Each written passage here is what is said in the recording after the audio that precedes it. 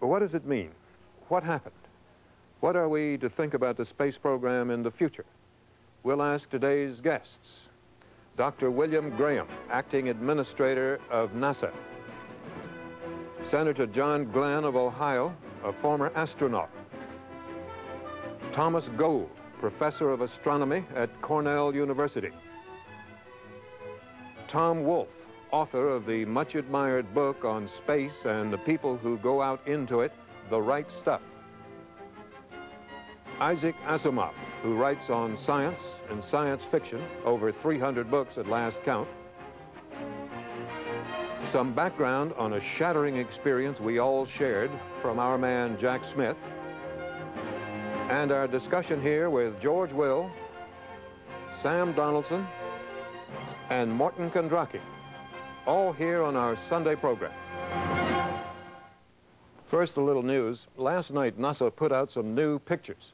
They seem to show that on one of the two solid fuel boosters, there was a leak at a seam, and it shot out a plume of fire.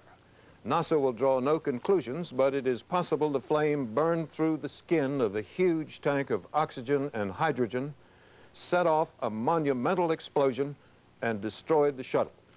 We'll see the pictures again shortly, and we'll ask the acting director of NASA to discuss them. Some other news from Cape Canaveral. A Marine helicopter lifted out of the sea and brought to shore a 10,000-pound orange cone. It was lifted out of the sea somewhere near Savannah, Georgia, to the north of the launch site. It was thought at first it was a part of the shuttle, but it may not be. NASA has said it has looked at it, or has had a description of it, and said, we don't even think it's a part of the fuel tank, and it may not even be a part of the shuttle.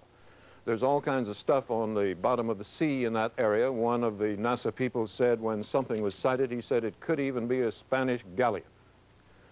Other news, Pope John Paul II is in India asking for religious harmony in a country that has very little of it. And the Pope met the leader of another religious community, the Dalai Lama, in exile from Tibet. Haiti, more or less quiet this morning after the revolt against President Duvalier seems to have failed. In the Philippines election,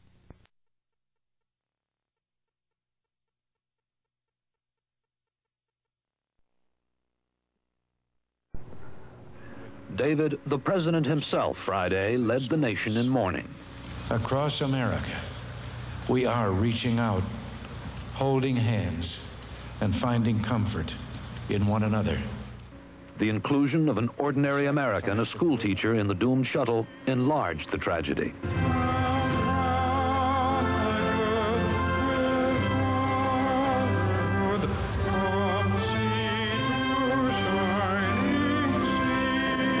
Engine throttling up, 3 engines now at 104%. Challenger, go at throttle up.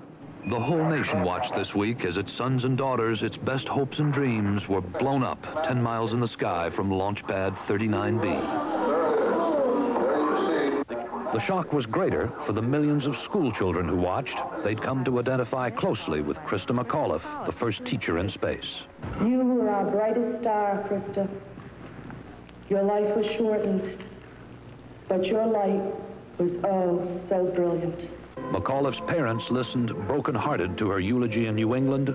Adults everywhere worried about the after-effects on impressionable children, and the entire country mourned not only McAuliffe, but also Jarvis, McNair, Onizuka, Resnick, Scobie, and Smith. Well, it's very difficult for me to talk about it because these were my friends. Sometimes when we reach for the stars, we fall short. But we must pick ourselves up again and press on, despite the pain. In spite of the president's exhortation, until the cause of this week's tragedy here at Cape Canaveral is confirmed and fixed, the U.S. space program is on hold. The Tuesday launch was shown by NASA from only one perspective. This hotspot led to speculation this week that a rip in the skin of one of the solid fuel boosters sent a blowtorch of flame into the side of the external fuel tank, which later exploded. Last night, NASA released these new pictures taken from another angle, which seemed to bear out that theory. NASA investigators told ABC News the new videotape is convincing, but publicly, NASA was more cautious. You should not draw a conclusion either from the fact it was released and certainly not as to either cause or effect of that. Searchers, meanwhile, have been pulling pieces of the ill-fated shuttle from the ocean. But the now suspect boosters won't be found intact. They were destroyed from the ground after the explosion when they became a safety hazard. Investigators have also begun seeking evidence in the piles of printouts from the shuttle's onboard computers. And congressmen are already asking questions. I think we're going to have to take an even harder look than the budget would have forced on us in any event this spring as to just what our priorities are for the next decade. The disaster has cast a pall not only over the shuttle program and its policy of sending civilians into space, but also on the U.S.'s plans for a manned space station in the coming decade and NASA's whole approach to space. The first flight totally dedicated to Department of Defense mission. The shuttle was designed to haul military and civilian payloads into space cheaply and frequently. It has failed to do so. And with one of its 4 shuttles now gone, NASA will have trouble meeting its launch schedules. All of this raised questions this week whether NASA's total investment in manned flight is wise when expendable rockets and unmanned flights can do the job as well. This could result in a greater emphasis within NASA on the unmanned programs rather than the manned programs. The overwhelming bulk of the scientific work in space can be done without human beings in space, and it can be done much cheaper generally. The extraordinary success last month of the unmanned probe Voyager 2 in sending back data on the planet Uranus demonstrated that. But there's more than just dollars and cents involved in sending men and women into space. There is a binding feeling that comes from people in space who have flown and had that viewpoint and that perspective of our Earth that no machine is going to bring back that emotion. This is Freedom 7. The fuel is go. There's a spiritual utility for those of us here on Earth in seeing our own kind and not just machines on the cutting edge of space exploration. It satisfies our deepest yearnings. It's why we've always been fascinated by space, even when it was others who went there. And we've invested a piece of ourselves in those who go. And that's why this week's tragedy was such a shock to the whole nation, for it touched all Americans personally. Krista McAuliffe's parents, bewildered and uncomprehending after the shuttle exploded. The reaction of their daughter's school pupils. The vehicle apparently exploded. The somber, reassuring words of the president. The Challenger crew was pulling us into the future, and we'll continue to follow them. The unconsolable grief of the families. Like other national disasters, like the assassination of a president, this week's images of tragedy and grief will be etched in most of our minds forever. This week will be frozen in time. The nation stunned, shocked. David? Jack, thank you. Coming next, Dr. William Graham, the acting administrator of NASA, and shortly, Senator John Glenn, one of the early astronauts, and Thomas Gold, professor of astronomy at Cornell University and a specialist in space exploration. Tom Wolfe and Isaac Asimov, 2 writers who have explored this subject, in a moment. Today,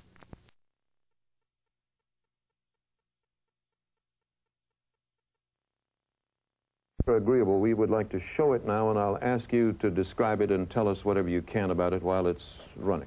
Certainly, David. So if you would, here we go now. Yes. What you see is a plume, a second plume showing up above the normal plume at the exit cone of the solid rocket booster, which is strapped to the side of the expendable tank on the shuttle stack.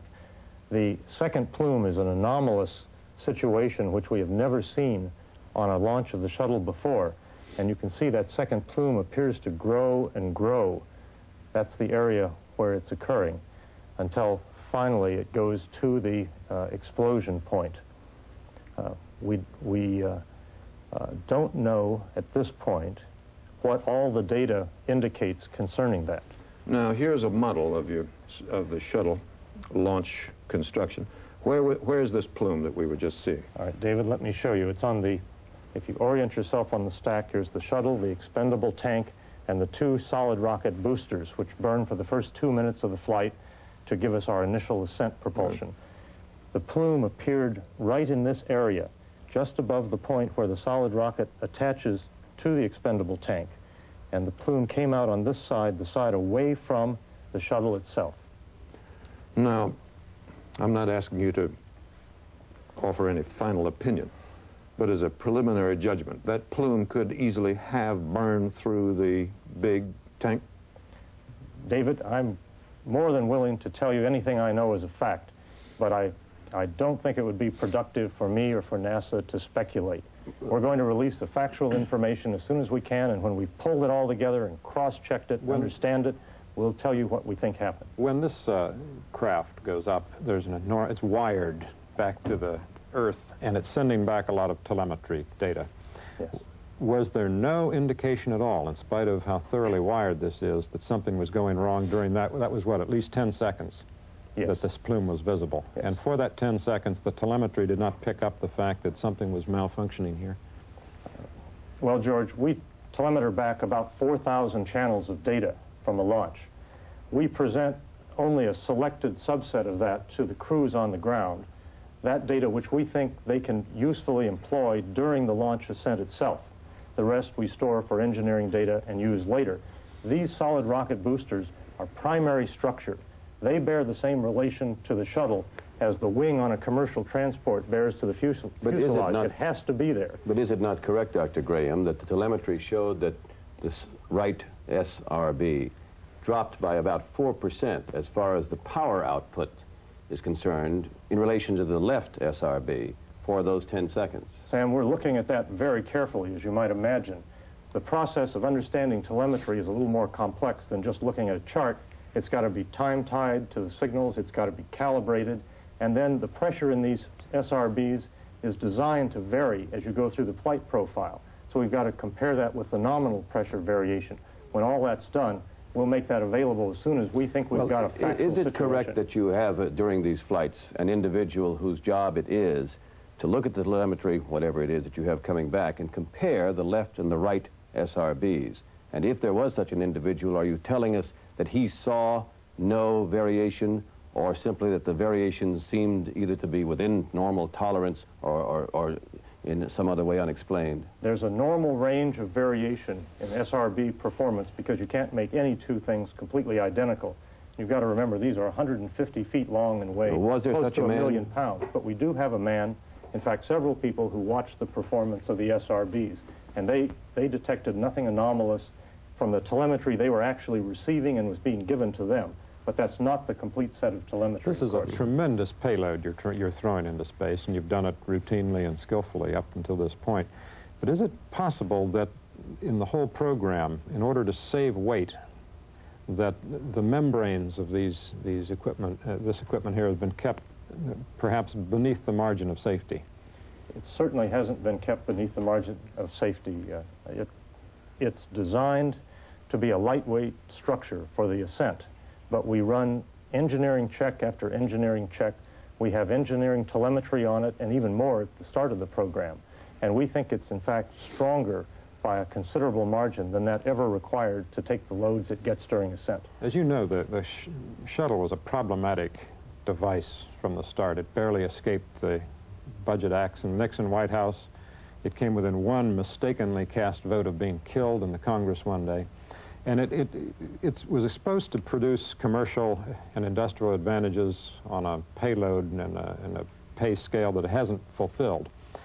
Can you say with certainty that there hasn't been the cutting of corners and the rushing of things to try and get it to maximize its economic effectiveness, so that somewhere along the line something didn't get done that should have been done? Well, I can say that there were certainly no corners cut, and the engineering tests were as complete as we could humanly make them. The budget situation was brought along, and we didn't get the shuttle built as fast as we wanted to because of funding issues, but we never compromised on safety, and we never compromised on reliability. That was the first rule and the first priority of NASA throughout the program. And the President has said there'll be more shuttle flights and more shuttle crews. Nothing ends here. Our hopes and our journeys continue. I'd like to take you back to the solid rocket booster we were talking about. And I know that you have said that you're not going to speculate as to whether that plume was actually the cause of the mishap. But let's talk about the rocket burning. Am I correct in believing that when a rocket burns in an abnormal way, as this may have done, it's either that the fuel wasn't packed properly, or in some respect there is a hot spot that was allowed to develop because of an imperfect fuel, or that the skin somehow had a weakness which allowed at a certain point a burning through of the skin, or both? Have I correctly identified the possible problems here? You've identified a few of the things that might possibly have gone wrong, but by no means the whole set, Sam. There's a very large structure of what we call fault trees, things that can affect other things and things that can go wrong. There are so many different possibilities that I doubt that you believe me. But I'm talking about the burning of a fuel. I am too. Just that. Just that. There are many issues that have to be taken into account, and we took them all into account, we thought, when we ran the many qualification tests and the qualification firings on these solid rocket boosters. And of course, we saw very, very predictable performance during the first 24 shuttle launches. Now, so we're can I just ask one more question? Surprised to have seen that extra plume. Technical question. Sure. You didn't have sensors at this particular spot. We understand you can't have sensors on every square inch, I suppose, of every piece of skin of the shuttle. But would you think that in future flights you might have more sensors in more places to try to bring back more instant telemetry? I can't predict exactly what we'll do because that depends on what we find out. But I can assure you, whatever the problem proves to be, we're going to take every action possible to correct it before the shuttle goes up again. And that adds weight, though, doesn't it? More sensors add weight. They'll add somewhat more weight, but that's a penalty that has to be paid if you have to monitor more things. And we actually vary the number of sensors from time to time, depending on the mission and the things we're trying to accomplish. But we'll work this out, and we'll qualify the system again. And since it's shown its basic reliability in the first 24 flights, we don't think there's a major reconfiguration problem here. We think there's an engineering problem somewhere that has to be taken care of. Dr. Graham, a slightly less technical question. We have been hearing for the last 24 hours, I guess, that some large fragment, presumably of this spacecraft, has been sighted on the ocean floor. It has not yet been recovered, has it? And do you have any idea what it might be? Could it conceivably be a part of the orbiter where the crew was? David, there are a lot of objects on the ocean floor there that were there before the accident. There are no doubt more objects there now. The current is murky and swift in that area. It's hard to get a good visual image. We're going out systematically identifying each one of those objects, picking it up, bringing it back, and then turning it over to NASA and cataloging it with the staff there. After we've done that, we'll tell you what we found. When you say there isn't... I'm sorry, Sam. Our time is up. Dr. Graham, thank you. Thanks very much for coming in today, and we wish you luck with finding out what happened, preventing its repetition. Thank you. Coming next, Senator John Glenn of Ohio, one of the earliest of our astronauts, and Thomas Gold, professor of astronomy at Cornell University, formerly a board member and advisor to NASA, and a member of the President's Science Advisory Committee. And shortly, two writers on space exploration, Tom Wolfe and Isaac Asimov. In a moment.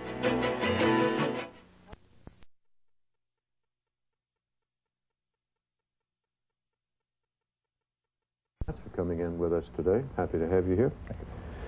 Now, you have just seen and heard the new film. I mention film because it is not tape. Tape you can see right away. Film, as we all know, has to be developed. So it wasn't available to NASA or to any of us until sometime after the launch. It was taken from the opposite side of the launch pad from the tapes we have been seeing all week. And it showed something we have not seen very clearly before. It showed what appeared to be a plume of fire coming out of the solid rocket booster going toward this huge tank. What would you make of that, Senator Glenn? Well, I think it's a little early to speculate that that might have been the sole reason. I think, as Dr. Graham said, they're still putting this all together. That's some new film information. There may be other film. The plume looks like it could have caused a big problem, obviously. But they're very thorough and very painstaking in going through this type analysis. And there are, the channels of telemetry and dual recordings, and you compare them, and you're working against millisecond time bases. And that looks, obviously, that was not right. But whether that was the final cause of the blow-up or not, I think has to remain to be seen. Professor Gold, would you have any thoughts on this? Well, I don't really want to add my wisdom to the speculation as to what caused it, but I would like to say something adjacent to this question. We shouldn't think that there is just one particular thing that can destroy such a vehicle. The shuttle has been an extraordinarily safe vehicle all along, by comparison with any other launch vehicles we've ever known, I think. It had one disaster now. It will be fixed, I'm sure, but we should not consider that the chance of 1 in 24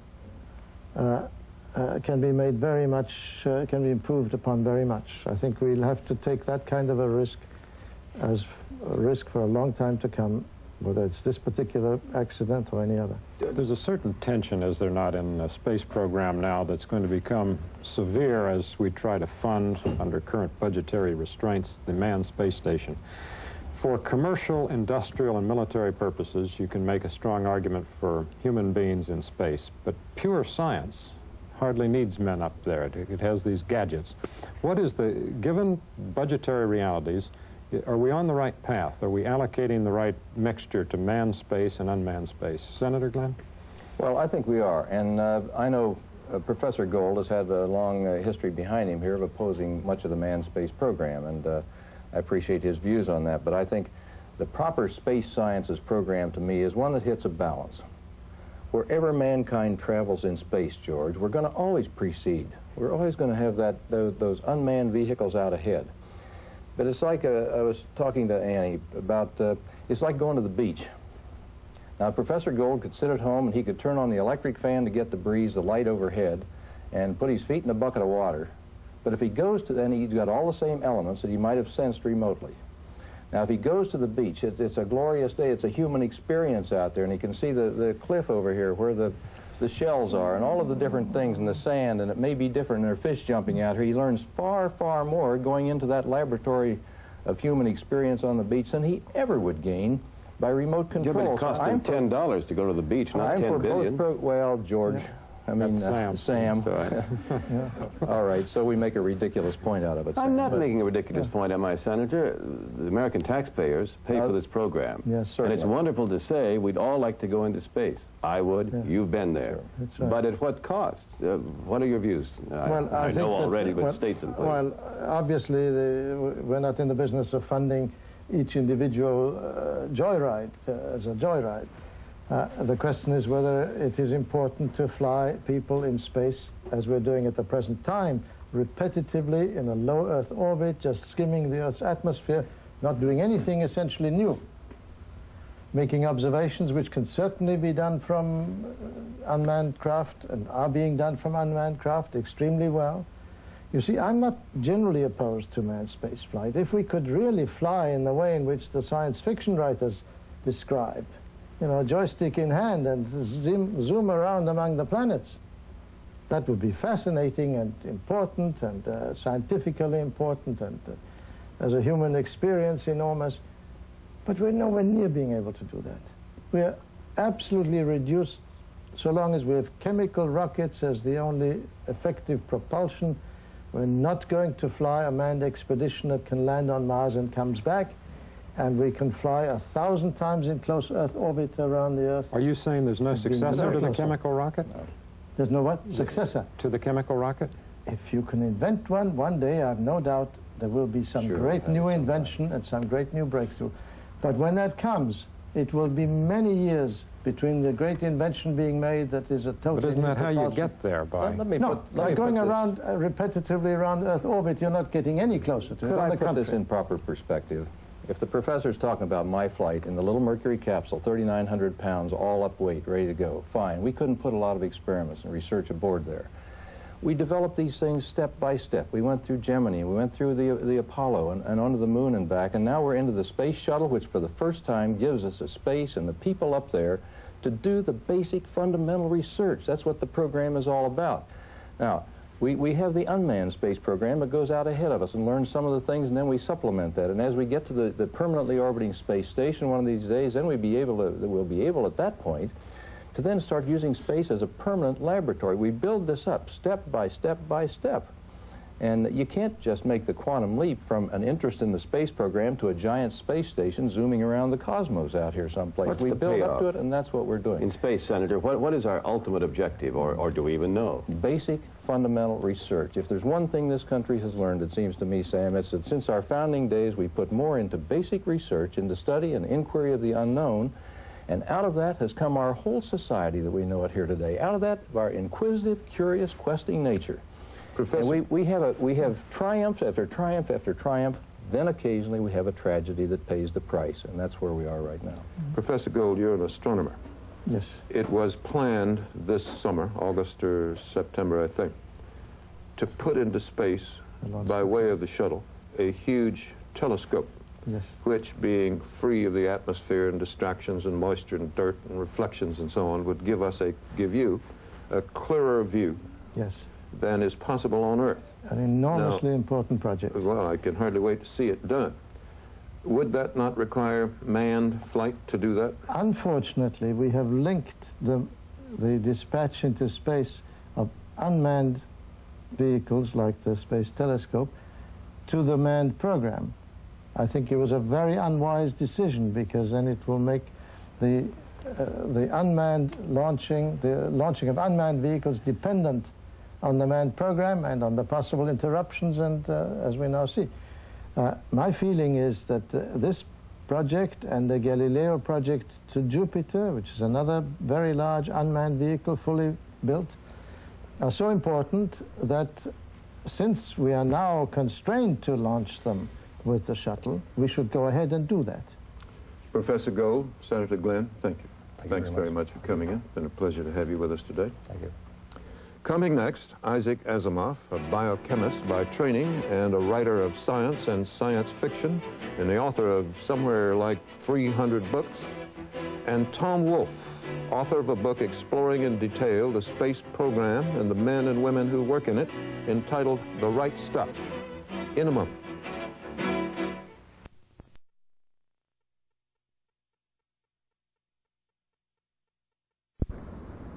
You can hear me, I trust? Yes. Yes, we can. Right. Beginning with Mr. Wolfe, without asking you some specific question, tell me your thoughts about what has happened this week. What do you think about it? Well, to me, I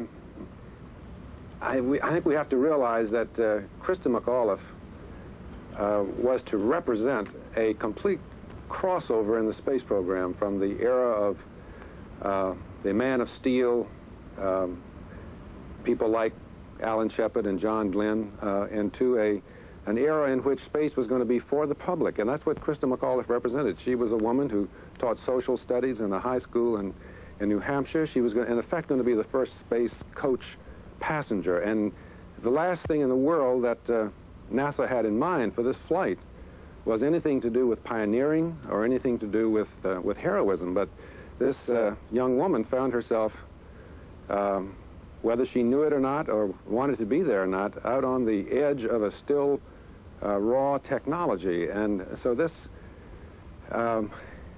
crossover that, which was in a way the purpose of the entire shuttle program, is now in great doubt. Mr. Asimov? Well, I think this is a test of the human spirit.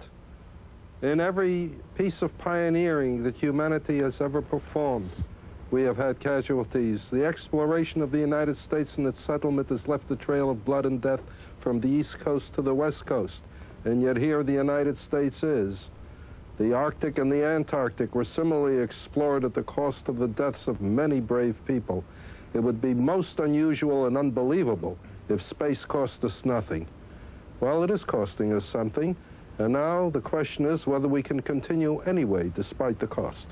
Mr. Asimov, there's a question here raised by the previous guest, Professor Gold, as to how far we're going to go ever, given certain technological limitations. That is, given the problem of lifting great weights with chemical rocketry, we are, and have been now for 10 years or so, stuck just skimming around the edge of the Earth's atmosphere.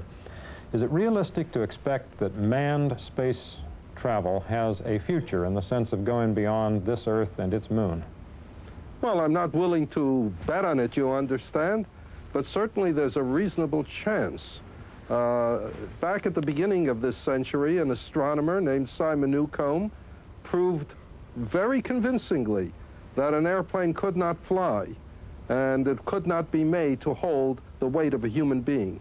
And when the Wright brothers flew, he wrote another article saying, all right, one man, but not two. So that it is easy to find limits. And undoubtedly there are limits under the present technology, but we expect the technology to improve, and we may astonish ourselves just as a modern superjet would certainly astonish the Wright brothers. Mr. Wolfe, let me ask you about this crossover. It's one thing when people who are trained to be astronauts and part of the program pay a price for this exploration. We all grieve over that. But it's another when the crossover has occurred and someone who is not there as an astronaut, but as a civilian to represent us all and make the crossover, pays the penalty. Are you suggesting that that has set back the civilian in space program or the entire manned space program? No, I think it has set back the civilian program, but you have to understand that that was the entire purpose of the shuttle. What had happened was that during the Apollo phase, when we were going to the moon, the Congress, the people of the United States were willing to pay any price. Down at NASA, they used to talk about budgetless financing. Whatever NASA wanted, it got from Congress, and the people and Congress were glad enough to pay it. Then a kind of hangover set in, and suddenly NASA found its budget cut very rapidly from 1969 into the 70s. They could barely keep the lights on down there in Houston, and so they really dusted off what had been the old X-20 program. They improved it with the technology they had now had in hand, and they unveiled the shuttle. The idea was, if you want something that's practical and tangible that'll bring results to the public, we'll give you that. Are you saying, sir, that we put Krista McAuliffe in space in order to get more money for the space program? The shuttle was in response, in no small part, I think, in response to the budget. And Krista McAuliffe certainly represented the culmination. There was nothing wrong with this idea. If the cosmic notions of going to Mars, for example, that was on the NASA had a voyage to Mars on the drawing boards, and it could have taken place as early as the late 1970s. The country didn't want that anymore, just as Ferdinand and Isabella didn't want Columbus to go to America a fifth time. So it was a combination of NASA saying we'll do what we can, and what they could do was is create a program in Earth orbit that would bring the public in the form of corporations and citizens like Krista McAuliffe into space. Well, Mr. Wolfe, perhaps we gave a hostage to fortune in that sense. That as we began to justify the space program in the most banal utilitarian ways, they said we ought to go into space because we got non-stick frying pans out of space technology. Maybe, do we need a new vocabulary to discuss space? You put your finger right on it, George. NASA has never, the country, let's not put it on NASA's shoulders, the country has never had a philosophy of space exploration. It didn't need it at the beginning. All that was required was, and this seemed like a big all, was to catch up with the Soviets in space. It seemed a problem of absolutely crucial nature for this country. So you didn't need to have a reason to go into space. This idea of keeping up with the Soviets continued right through July of 1969 when we finally reached the moon. Once we had done that, we had won the space race, suddenly NASA found itself without a philosophy of space, and we still don't have that. The only philosopher that NASA ever had that I'm aware of was Wernher von Braun. Mr. Asimov, what's your view? What do I say about this? Well, first place, we have to remember that Chris McAuliffe was a volunteer. She was not conscripted. And the second thing is that it's always a belittling mistake to say that the space program has just brought us non-stick frying pans. It has brought us infinite knowledge of all kinds, saved uncounted number of lives, etc., just from the fact that we know where hurricanes are. And in the future, there are power stations in space, there are observatories and laboratories in space, there are people who are going to be living in space. I don't say that this will happen. I say it can happen. There's a glorious future ahead for us in space if we're willing to reach for it, and if we're not going to fall back simply because occasionally it costs. Mr. Asimov and Mr. Wolfe, thank you. Thanks very much for being with us today. We've enjoyed hearing your views. Thanks for coming. Coming next, our perhaps random and discursive discussion here, and joining us will be Morton Kondracki, Chief of the Washington Bureau of Newsweek, in a moment.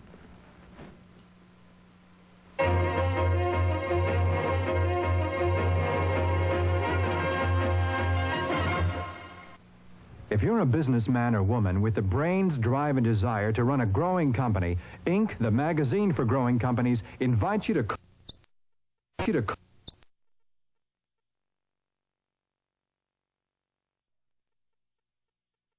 to the Philippines, where the election of a new president or re-election of an old president is next Friday. Incumbent President Marcos says his opponents are out to kill him.